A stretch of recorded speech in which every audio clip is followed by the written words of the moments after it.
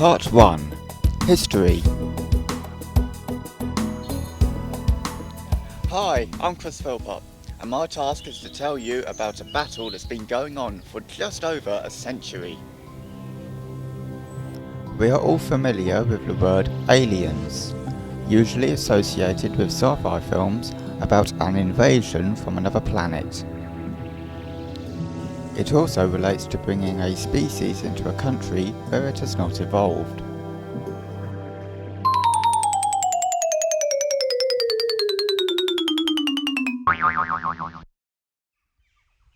From the viewpoint of our native red squirrel, this is how it must seem when a much larger American grey squirrel appears in its territory. Sometimes what may seem to be a harmless desire to get one up on your friends can have alarming and far-reaching consequences. Landowner Mr. Brocklehurst of Henbury Park in Cheshire brought the first greys to the UK in 1876, presumably as a novelty. Fellow landowners either didn't want to be outdone or took a shine to the bold American greys, and 30 other introductions around the country sealed the fate of our native red squirrels. Up until that point, our native reds had their highs and lows, but always managed to bounce back.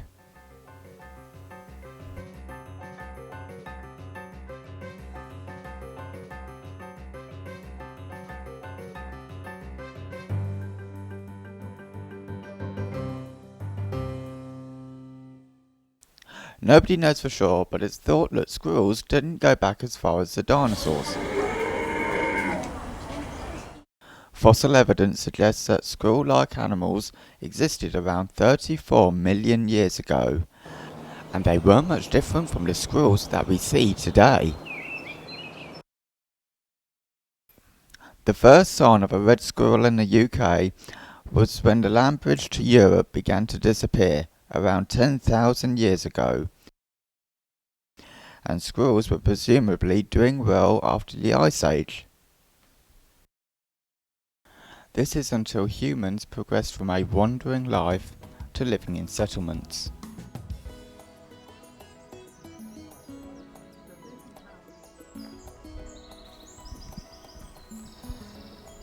This was when trees were cleared to make way for farming, and wood was needed for buildings as well as fuel. But our red squirrels still flourished, although records from the 15th and 16th centuries show that red squirrel numbers plummeted in Scotland and Wales, largely because timber was used in industry, agriculture and war, resulting in the felling of large areas of woodland. Poor squirrels.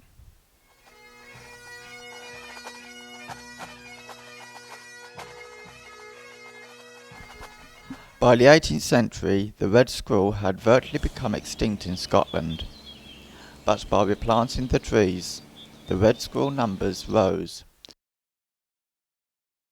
and by the 20th century, there was a thriving population of red squirrels in Scotland.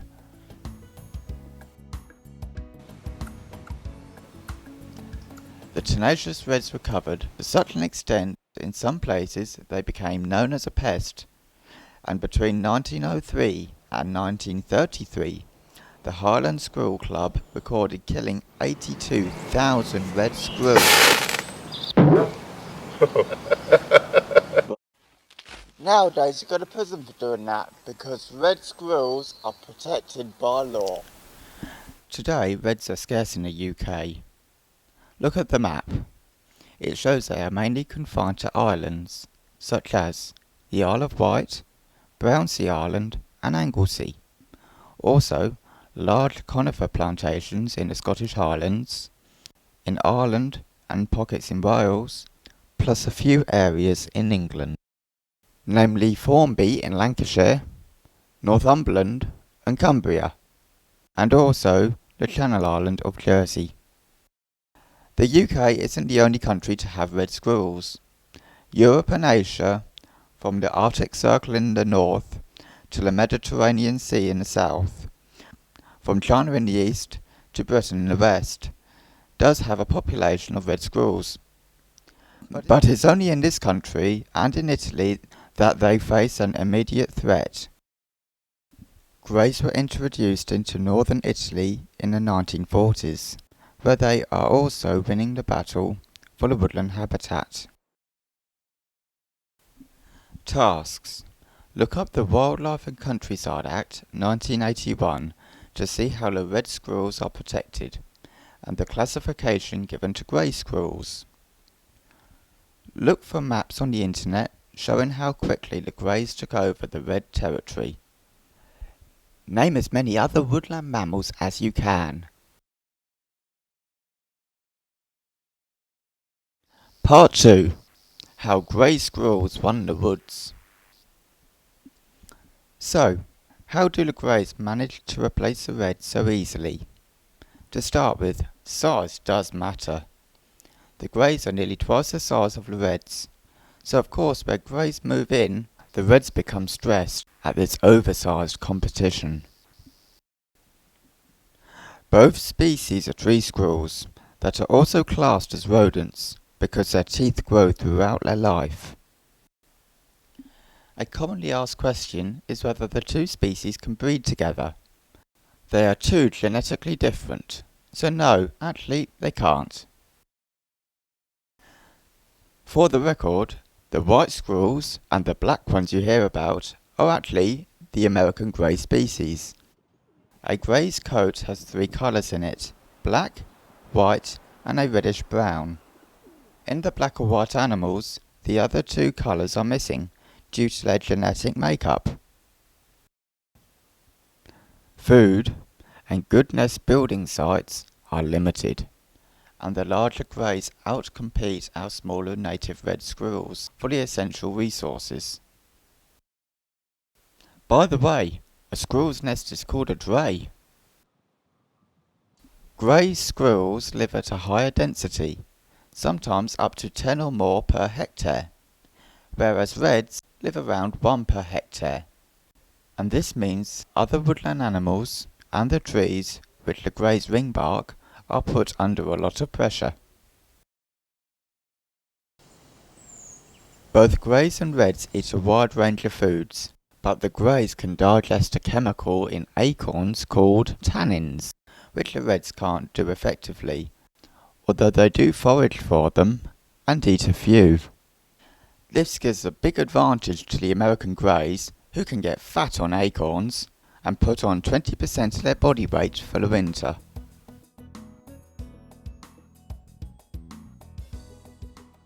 The most devastating and cruel twist of fate is that around 70% of grey squirrels carry a disease called virus, which they do not contract themselves, but they pass it on to any reds that they come in contact with.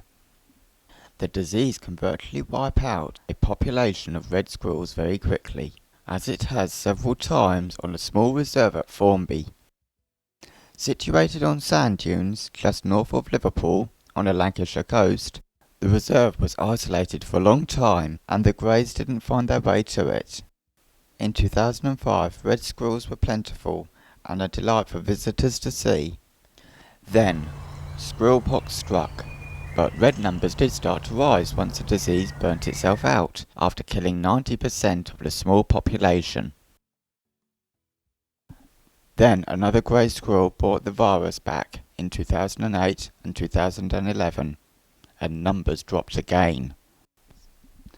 Once the greys are taken out and the disease has gone, then the red squirrel numbers do begin to rise. This scenario has been playing out in other parts of the UK for many years.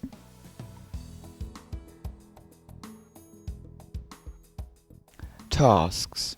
Find out how big a hectare is. Is there another measurement of land? Find out all you can about the squirrelpox virus.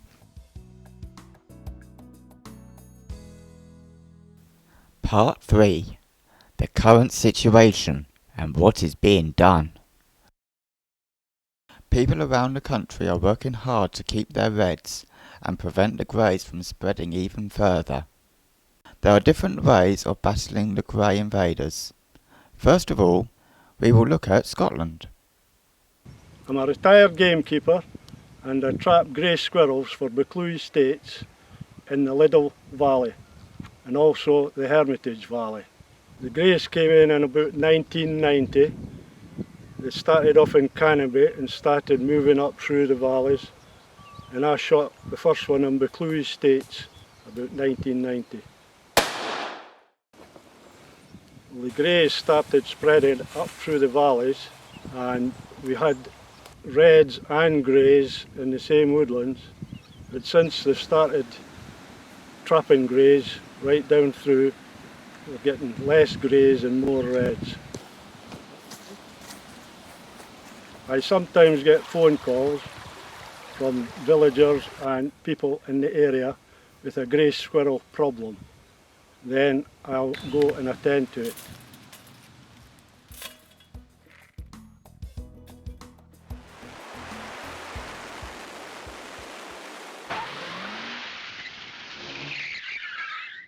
Moving down to the north of England, there are a number of groups hard at work on the frontier trying to stem the grey invasion.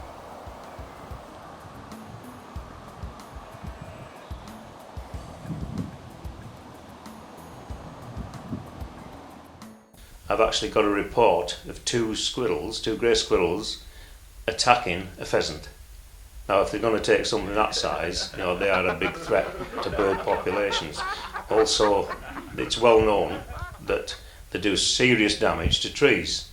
And in our first newsletter, there's a very good article about the damage that in one of the national park woodlands at Haverthwaite Heights, the grey squirrel coming in and damaging the young trees about 12 years old and decimating them. So all that money that went into planting those trees has just been wasted, purely and simply because of the damage by the grey squirrel. Well, basically the trapping is to remove as many grey squirrels as we possibly can from our target area, and so enable the red squirrels to return.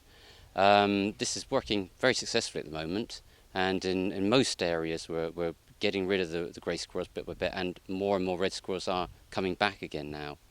So what we've got is little tiny peanut feeders that are made actually from jam jar lids plus some wire mesh, and they go inside the traps. And what we do is we put a handful of peanuts into the little peanut feeders, and we wire them up right at the back of the trap. And but in order to get to that feeder, the squirrel has to go over the treadle at the back of the trap, and that's what sets the trap off. It's then trapped. Grey squirrels were first seen in Grasmere in about 1971, and since then various people from the group have been working tirelessly to eradicate the greys from a small, well-defended area of Grasmere. We have found that the greys enter the Grasmere area by two corridors from the south, and our current practice is to place large numbers of traps in these corridors to try and intercept the greys as they enter the area. To the north of Grasmere is a red squirrel refuge area, one of about 7 or 8, I understand, that have been created in the north of England in order to provide the last stand habitats, if you like, for the red squirrel. So Grasmere is very important in protecting those refuge areas. Grasmere by now is very much a red-only area with only the occasional grey. But that still means that we have to spend a considerable time chasing round 1 or 2 greys to keep the area free.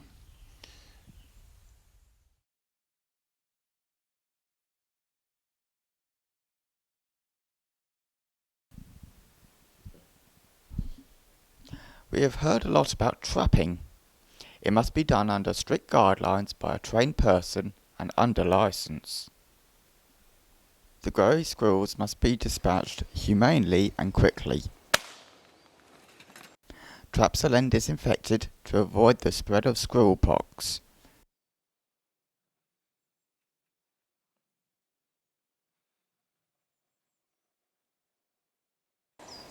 Any red squirrels caught are released.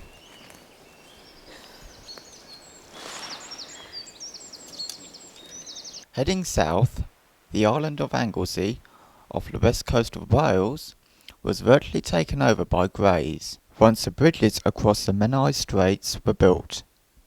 However, a supreme effort to remove the greys and reintroduce the reds has meant that reds are now abounding in most woods on the island. Right, when we began the project, we had a lot of grey squirrels to catch and a big area to cover, 720 square kilometres, so it was a hard task, and the approach was to do as much as we could with what little money we had initially, encourage landowners to kill grey squirrels, go to schools and talk about why grey squirrels have to be killed, get support from businesses and other organisations to help with the project, and systematically go through the woods, starting where the reds were, which was Pentraeth, Monmouth-Clywydriaeth Forest, and then really working round there, clearing as many greys as was possible in the early years, and then also doing some trapping on the mainland to stop greys from coming over the bridge. And it was a bit of a token effort, but we felt that greys would cross the bridges, so we had to try at least do something. Okay, by 2012, where we had a landscape historically full of grey squirrels, we now got a landscape full of reds and hardly any grey squirrels in it, but they're still there, small numbers. We've got to find them and remove them, and that means trawling through all these woodlands over and over and over and over again. And that's what we're doing. And we need to do that to get long-term sustainability. We can't have even a small number of greys on the island, because should they breed, they will very rapidly take over the countryside once again. We'll be back to square one. In parallel with that, we have an issue of the bridges, because there's no doubt about it. We've got the M6 here. It's a squirrel corridor linking Gwynedd with the island, and red squirrels have colonised Gwynedd. They've come off, crossed the straits using the bridges. If they can do that, then grey squirrels certainly can come the other way, and that means putting in place some heavy culling on the Gwynedd side, and that's what we're going to do.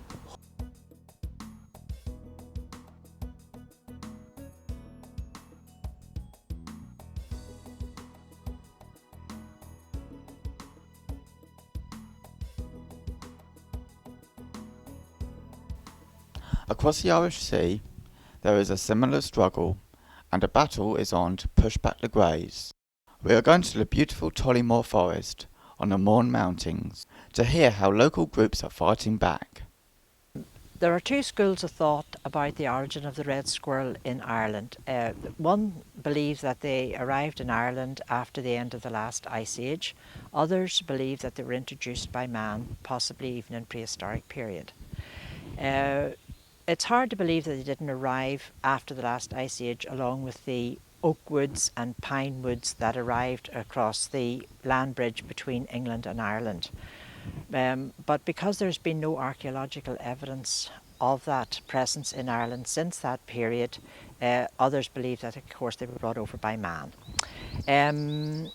In the 16th century, the fur of the red squirrel was used a lot by poor people for clothing and for trimming cloaks, etc.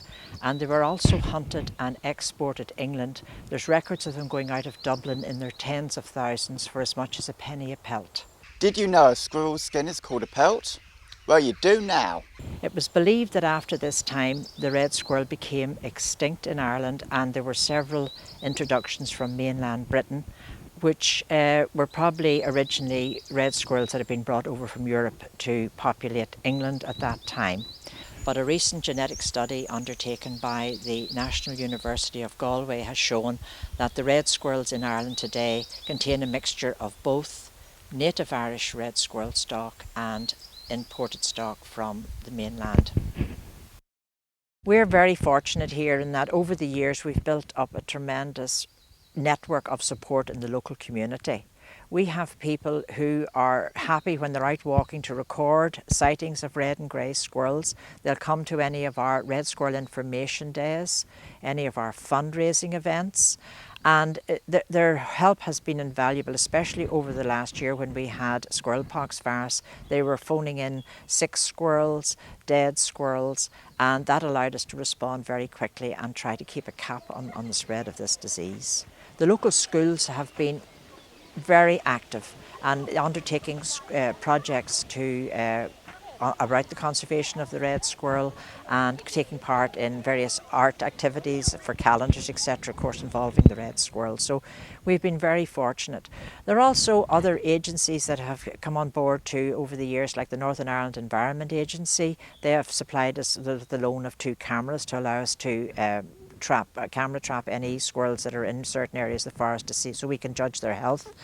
We've also had a lot of help from the local Environment and Biodiversity Officer of the local council, and without this support the volunteers really of the group couldn't manage the job as the way they do at the moment.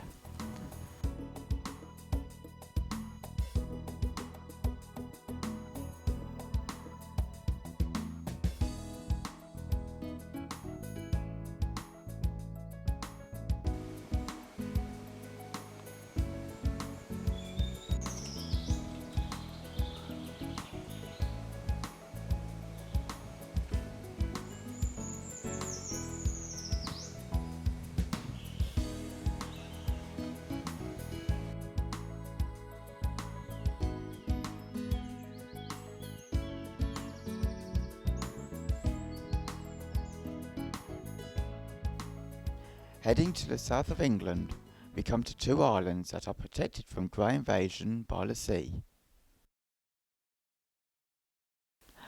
Brownsea Island, in Poole Harbour, is well known as a birthplace for the scouting movement, but it also has a stable population of red squirrels and no greys, although they are only a short swim away.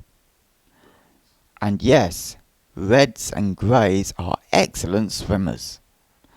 Tree species on Brownsea include the red squirrel's favourite, Scots pine and Corsican pine.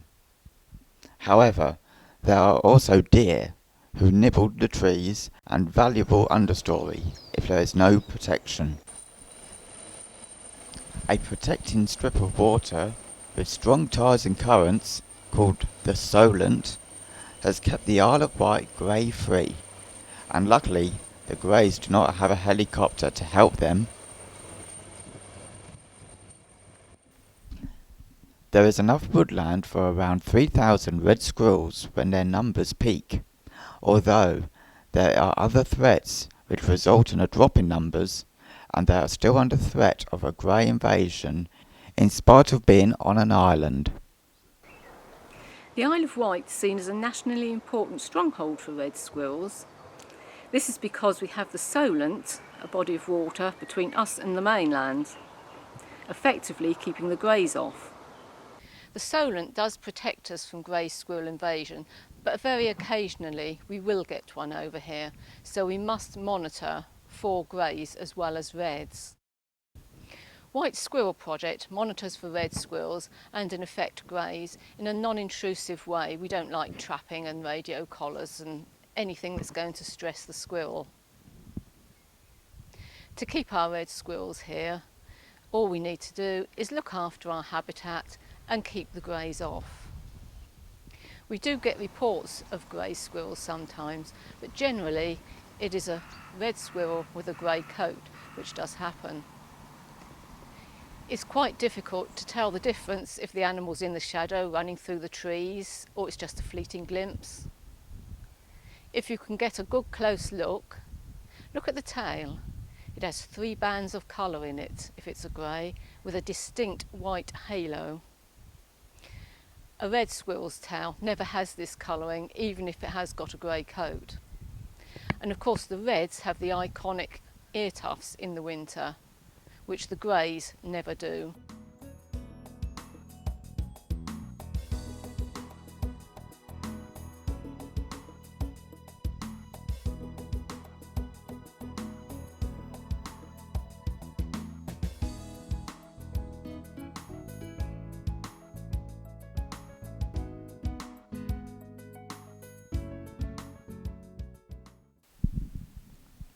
There is another UK island which has reds, but we don't often hear about.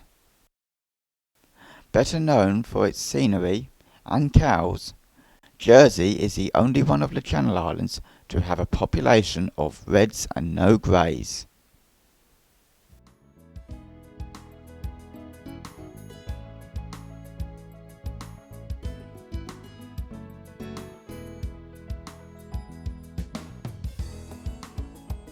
population of reds is held by residents feeding them in gardens, resulting in a rise in numbers due to this supplementary feeding.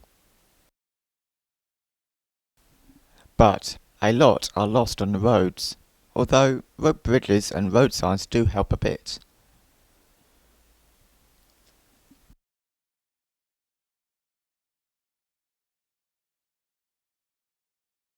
Squirrels were introduced to Jersey in the 1885. They came from both France and southwest England, introducing quite an interesting mix of genetics into the island. Since then, the population seems to have flourished. Having said that, though, there are several threats that the red squirrel population is experiencing.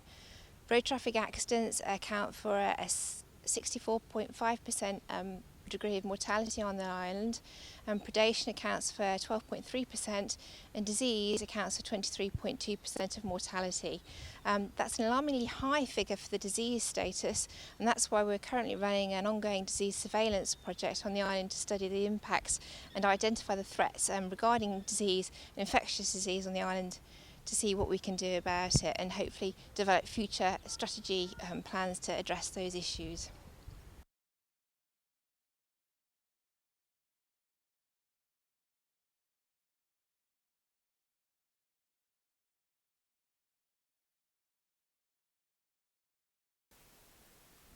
You may wonder why reds are not routinely bred and released once the greys have been removed, but... Yeah, I've been keeping red squirrels now for sort of 30 years plus, and when I started they were disappearing rapidly from the south of England, and I thought it's going to be very easy to breed them. I imagined them abounding in the local woods, but first of all I found it was very difficult to breed them successfully in captivity. But over the years I gradually got better at it, and now we've got a reasonable captive breeding group. But as for releasing them, if you just release them into grey squirrel areas, which is the main part of the mainland of course, they just wouldn't survive. But certainly it's not easy to breed squirrels in the first place, and having done so we have to think very carefully about where we might release them, and it has to be done through a scheme that's directed by English Nature and other bodies like the Forestry Commission. Right, yes, this is Erica. She's an orphan squirrel that's been brought up by hand, but she's quite a good case in point because unfortunately I've had a few brown rat problems in the last couple of seasons, and they've actually attacked the squirrels, and because she's particularly tame, she would go up to any, a cat or dog, or in this case a brown rat, and she had bitten on the eye, and the eye got infected. Unfortunately, the local wildlife hospital at East Winch removed the eye, and she survived successfully, but a little bit worse for wear. Well, it seems that the captive breeding of our red squirrels isn't as easy as you might think.